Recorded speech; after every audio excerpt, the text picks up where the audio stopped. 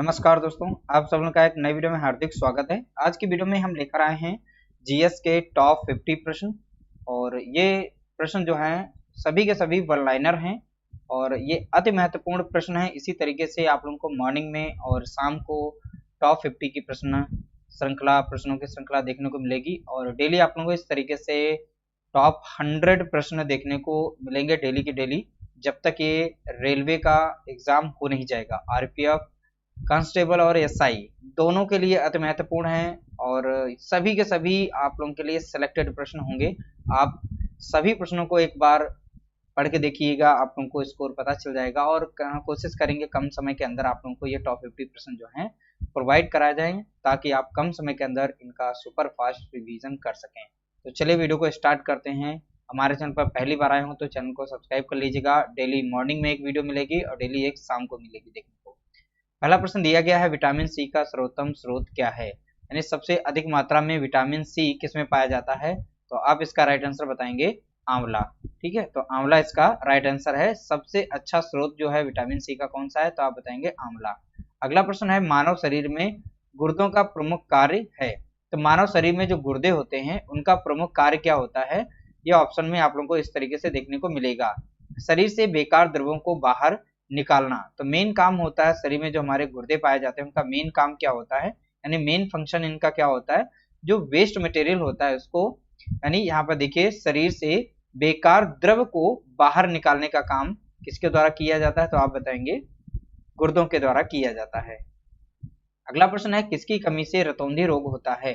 तो आप बताएंगे किस विटामिन की कमी से रतौंधी रोग हो जाता है। तो यहाँ पर इनके रासायनिक नाम भी पूछे जा सकते हैं। तो इस तरीके से हम आप लोगों को आगे धीरे धीरे जो टॉप 50 की श्रृंखला हम चला रहे हैं उसमें अलग अलग प्रकार से प्रश्नों को देखने को मिलेगा, यानी प्रश्न आप लोगों को देखने को मिलेंगे। तो देखिए यहाँ पर किसकी कमी से रतौंधी रोग होता है? तो आप बताएंगे विटामिन ए की कमी से रतौंधी रोग हो जाता है।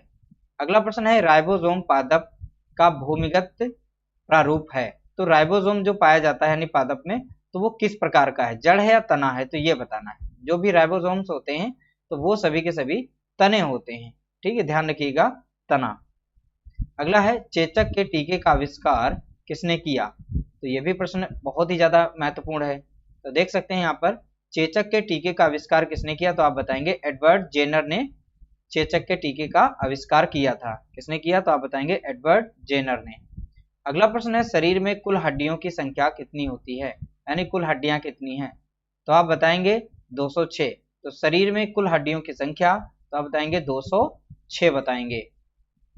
अगला प्रश्न है, शरीर की सबसे लंबी अस्थि यानी सबसे लंबी हड्डी बतानी कौन सी होती है? तो आप बताएंगे फीमर।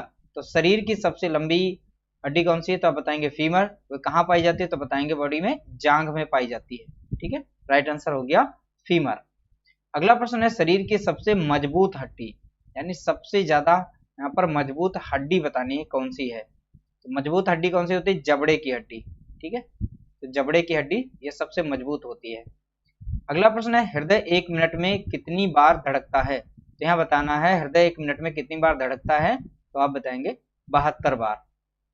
ठीक है, ऑप्शन में आप लोगों को देखने को मिलेगा 72 टाइम। अगला है, खून का रंग लाल होता है। तो खून का रंग किसके कारण लाल होता है ये बताना है। देखिए इसका राइट आंसर है हीमोग्लोबिन के कारण खून का रंग लाल होता है। अगला प्रश्न है, हीमोग्लोबिन यौगिक है तो यानी ये किस चीज से बना है? तो आप बताएंगे हीमोग्लोबिन जो है प्रोटीन का एक यौगिक है। अगला प्रश्न है, लाल रक्त कणिकाओं का जीवन काल बताना है। ठीक है, तो लाल जो आरबीसी होती हैं इनका जीवन काल बताना है। तो आप बताएंगे 120 दिन होता है। तो आरबीसी का जीवन काल 120 दिन। अगला है, रुधिर को थक्का जमने में सहायक है। तो रुधिर का जो थक्का जमता है तो किसकी वजह से जमता है? तो आप बताएंगे विटामिन के की वजह से रुधिर में थक्का जम जाता है। अगला है, रुधिर का तरल भाग है। तो रुधिर का तरल भाग बताना है। तो तरल भाग का नाम क्या है? तो आप बताएंगे प्लाज्मा। तो रुधिर का तरल भाग जो होता है वो प्लाज्मा कहलाता है। अगला है, रक्त समूह में सर्वदाता और सर्वग्राही। तो रक्त समूह में सर्वदाता किसे कहा जाता है? तो सर्वदाता में आप लोग यहाँ पर ओ को याद रखेंगे और सर्वग्राही में आप लोग एबी को याद रखेंगे। सर्वग्राही AB सर्वदाता O। अगला है पित्त उत्पन्न होता है, तो हमारी बॉडी में पित्त कहाँ पर उत्पन्न होता है, तो आप बताएंगे यकृत में। ठीक है, तो हमारी बॉडी में पित्त कहाँ पर उत्पन्न होता है, तो बताएंगे यकृत में। अगला है स्वस्थ मनुष्य का रक्तचाप होता है। अगर कोई व्यक्ति स्वस्थ है तो उसका बीपी कितना होगा, यानी रक्तचाप कितना होगा, तो आप बताएंगे 120/80। ठीक है, 120/80 यहाँ पर इस तरीके से कुछ डाटा लिखा जाएगा। अगला है रक्त से अशुद्ध पदार्थों को अलग करता है, तो रक्त में जो अशुद्ध पदार्थ मिक्स हुए होते हैं, ठीक है, तो उनको अलग करने का काम कौन करता है, तो आप बताएंगे वृक्क, यानी कि वृक्क को इंग्लिश में कहते हैं किडनी। इसका राइट आंसर हो जाएगा वृक्क यानी किडनी। अगला प्रश्न है शरीर की सबसे बड़ी कोशिका कौन सी है, तो शरीर की सबसे बड़ी कोशिका तंत्रिका तंत्र है। ठीक है, इसका राइट आंसर होगा तंत्रिका तंत्र। अगला प्रश्न है हाइड्रोफोबिया संबंधित है, तो हाइड्रोफोबिया जो रोग है ये किससे संबंधित है, तो आप बताएंगे कुत्ते के काटने से संबंधित है। जब भी कुत्ता काट लेता है तब वहां पर चांसेस होते हैं हाइड्रोफोबिया रोग होने के। इसमें व्यक्ति जो है पानी से डरने लगता है, तो इसीलिए नाम दिया गया हाइड्रोफोबिया, कुत्ते के काटने से होता है। अगला है वायरोलॉजी संबंधित है, तो वायरोलॉजी किससे संबंधित है, तो आप बताएंगे विषाणुओं के अध्ययन से संबंधित है। तो वायरोलॉजी में किसका अध्ययन किया जाता है, तो आप बताएंगे वायरस का यानी विषाणुओं का। अगला प्रश्न है किस रोग में खून का थक्का नहीं जमता है, तो ऐसा कौन सा रोग है जिसमें खून का थक्का नहीं जमता है, खून बराबर बहता रहता है, तो आप बताएंगे हीमोफीलिया रोग। तो हीमोफीलिया रोग जो होता है उसमें खून का थक्का नहीं जमता है और हमारी बॉडी से या जहां पर कट लगा होता है वहां से रेगुलर ब्लड बहता रहता है। अगला प्रश्न है ट्रेकोमा और ग्लूकोमा रोग संबंधित है, तो आप बताएंगे चाहे ट्रेकोमा रोग पूछ ले या ग्लूकोमा रोग पूछ ले। ठीक है, ध्यान रखिएगा ट्रेकोमा और ग्लूकोमा ये दोनों के दोनों जो हैं आंख से संबंधित है, यानी आंख में ये रोग होते हैं। ठीक है, अगला प्रश्न है प्लाज्मोडियम परजीवी है, तो प्लाज्मोडियम किसका परजीवी है, तो आप बताएंगे मलेरिया रोग का परजीवी है। कौन, तो आप बताएंगे प्लाज्मोडियम। अगला है जड़ों के रूपांतरण का उदाहरण है, यानी जड़ों के रूपांतरण का उदाहरण के नाम बताना है। जैसे मूली एक जड़ है, तो मूली तना है या जड़ है, ऐसे प्रश्न पूछा जा सकता है। तो आप याद रखिएगा मूली, गाजर, शकरकंदी या शकरकंद नाम दिया जाता लिखा होता है, तो इस तरीके से याद रखेंगे इनको। मूली, गाजर और शकरकंद ये सभी के सभी जड़ के उदाहरण हैं। अगला तने के रूपांतरण का उदाहरण, यानी आलू, अदरक, प्याज ये सभी के सभी और लहसुन ये सभी के सभी क्या हैं, तने। तो आपसे पूछा जा सकता है इसमें से कौन सा एक तना है और उसमें ऐसे कुछ ऑप्शन धर दिए जाएंगे, तो उसमें से आप लोगों को सिलेक्ट करना पड़ेगा। इस तरीके से आप पढ़ेंगे तो आप लोगों को तैयार रहेगा। अगला प्रश्न है लौह की मात्रा सर्वाधिक होती है, तो लौह की मात्रा सर्वाधिक किसमें पाई जाती है, तो आप बताएंगे पालक के पत्तों में। ठीक है, तो लौह की मात्रा सबसे अधिक मात्रा में किसमें पाई जाती है, पालक के पत्तों में।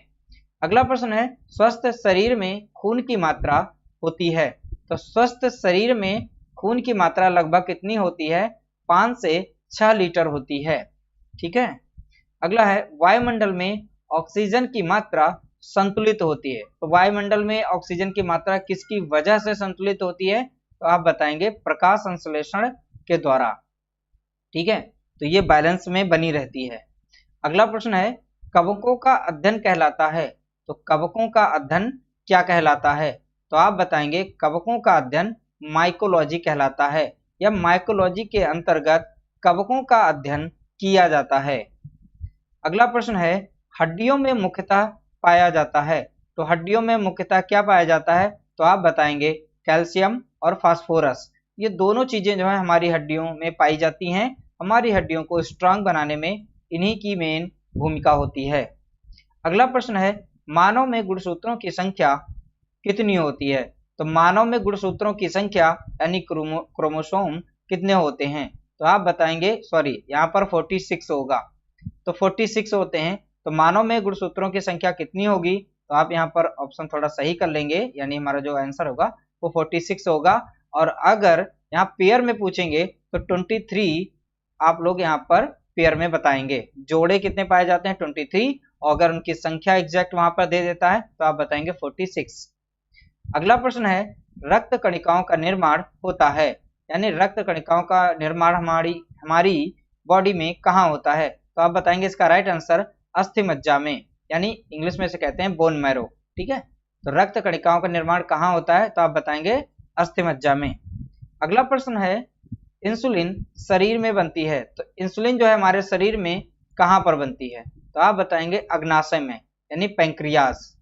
ठीक है, तो पैंक्रियास राइट आंसर है, और हिंदी में से कहते हैं अग्नाशय। अगला प्रश्न है पिट्यूटरी ग्रंथि पाई जाती है, तो पिट्यूटरी को दूसरे नाम से जाना जाता है मास्टर ग्लैंड। मास्टर ग्लैंड के नाम से किसे जाना जाता है, तो आप बताएंगे पिट्यूटरी ग्लैंड को जाना जाता है। और पिट्यूटरी ग्रंथि कहाँ पाई जाती है हमारी बॉडी में, तो आप बताएंगे मस्तिष्क में। ठीक है, अगला प्रश्न है दो